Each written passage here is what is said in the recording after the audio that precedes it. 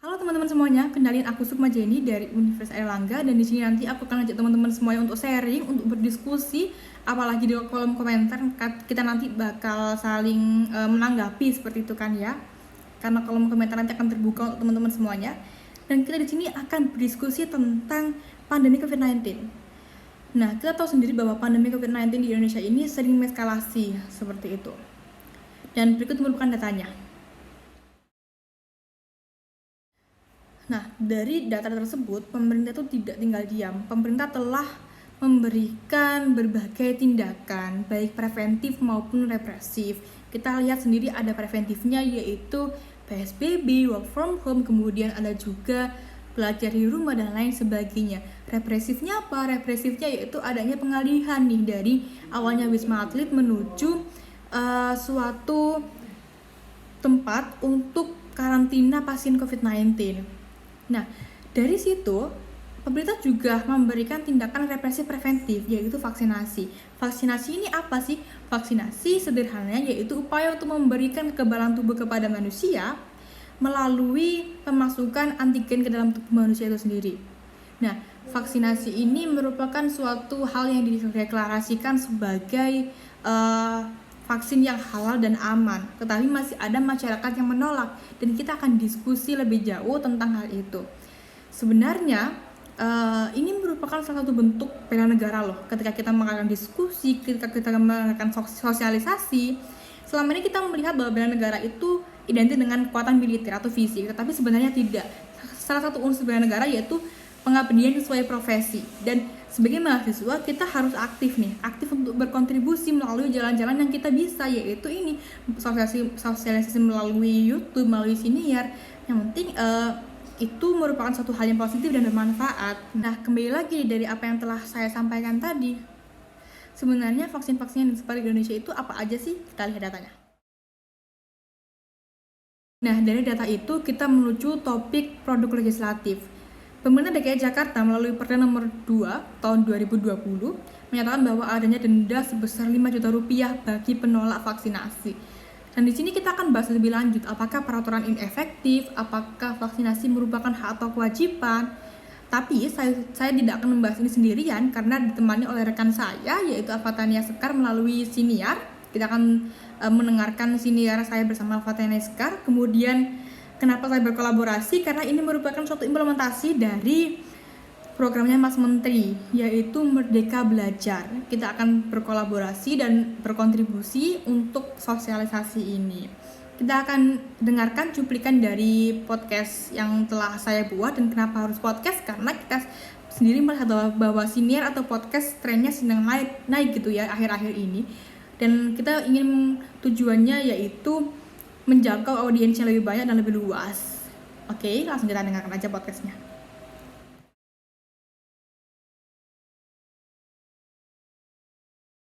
Gua merujuk pada tulisan yang gua bikin gitu, itu gua mengutip pendapatnya Wamenkumham kita gitu, pendapatnya Prof. Ed, bahwa sebetulnya di hukum positif kita tidak ada satupun undang-undang yang dia ini secara ekspresi verbis menyatakan kalau misalnya vaksin ini adalah hak atau justru kewajiban bagi setiap individu gitu. Kalau misalnya kita merujuk di pasal 5 UU 36 2009, vaksin itu diartikan sebagai hak masing-masing individu gitu. Tapi kalau kita merujuknya di pasal 14 ayat 1 UU 1984 tentang wabah penyakit menular, maka vaksin ini diartikan sebagai kewajiban. Nah, jadinya kalau misalnya dibilang wajib vaksin itu bertentangan dengan layanan kesehatan yang merupakan kebebasan dari masing-masing individu, menurut gua nggak bisa dikatakan kayak gitu juga, karena nggak ada undang-undang yang tadi gua bilang gitu, yang menyatakan secara jelas bahwa vaksin ini sebetulnya hak atau kewajiban sih gitu. Oke, terkait wajib vaksin. Sebelumnya di tulisan gua itu kan intinya mengkritik terkait kebijakan pemerintah DKI Jakarta di Perda 2 2020 tentang penanggulangan corona gitu kan. Nah, di situ kewajiban vaksin itu diperuntukkan bagi warga DKI Jakarta, dan kalau misalnya mereka nggak mau divaksin, alhasil mereka bakal didenda gitu, dipidana denda sebesar 5 juta rupiah. Nah, menurut gua di sini eh, wajib vaksin itu menjadi tidak efektif. Kenapa nggak efektif? Karena eh, orang-orang gitu ya, mereka tuh antipati duluan sebelum mereka divaksin gitu, karena ada label bakal dipidana denda nih kalau gua nggak vaksin gitu kan. Nah, sebetulnya memang vaksin itu kan sangat penting ya dalam penanggulangan virus corona gitu. Karena kan vaksin sendiri ya itu senjata pamungkas gitu bagi virus ini gitu. Yang jadi persoalan adalah optimal tidak optimalnya itu tergantung dari pola kebijakan yang diambil pemerintah. Nah, sedangkan kebijakan yang diambil di sini tuh kebijakan denda gitu. Jadi menurut gua adanya vaksinasi disertai kebijakan pidana denda ini bagi warga DKI Jakarta dari Perda 2 2020 itu bikin gak optimal sih gitu. Pertanyaannya itu kan tadi apakah menurut gua peraturan wajib vaksin itu sangat efektif gitu. Menurut gua enggak.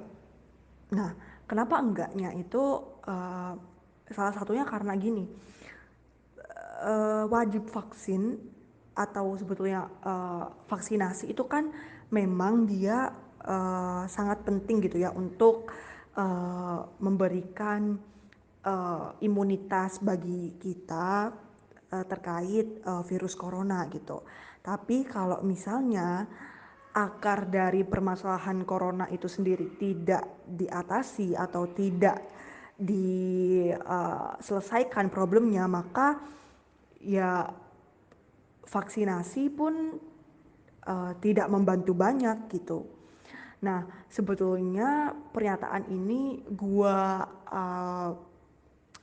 kutip dari tulisan salah satu dosen FHUGM juga. Beliau merupakan dosen hukum lingkungan gitu di fakultas gua.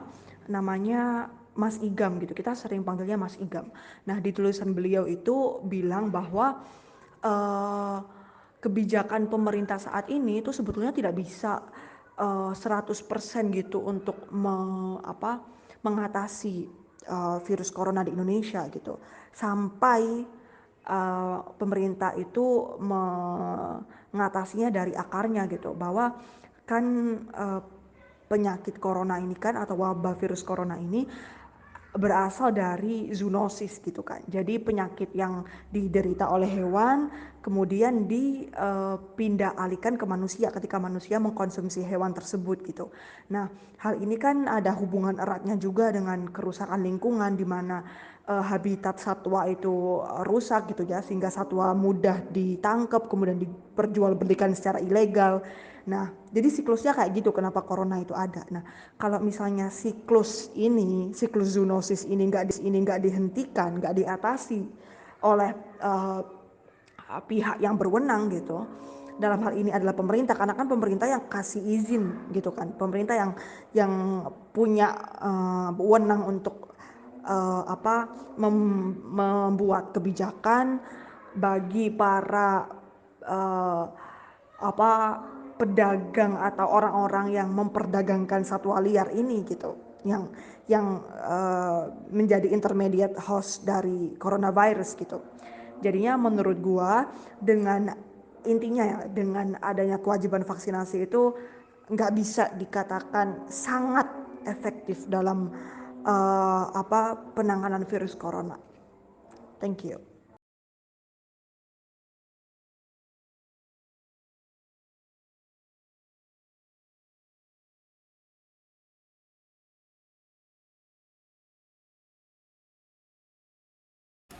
Nah, gimana teman-teman tadi podcastnya? Apakah telah memberikan suatu insight yang baru bagi teman-teman? Apakah ada komentar? Langsung tulis di kolom komentar, nanti kita akan berdiskusi di sana. Kemudian harapannya semoga kita bisa menjadi pemuda-pemudi, mahasiswa-mahasiswi yang bergerak bersama, berkontribusi bersama bagi bangsa, aktif turut berpartisipasi dan mematuhi kebijakan-kebijakan yang dikeluarkan oleh pemerintah. Karena vaksin ini aman dan halal, mari kita sama-sama untuk melaksanakan vaksinasi, mari kita sama-sama menuju Indonesia yang lebih sehat, mari sama-sama kita gaungkan Indonesia sehat bersama UNER hebat. Sekian dari saya, mohon maaf apabila ada salah. Kemudian saya juga terima kasih kepada siapapun yang sudah mendengarkan video ini. Semoga bersama-sama kita menuju Indonesia yang lebih baik. Terima kasih dan wassalamualaikum warahmatullahi wabarakatuh.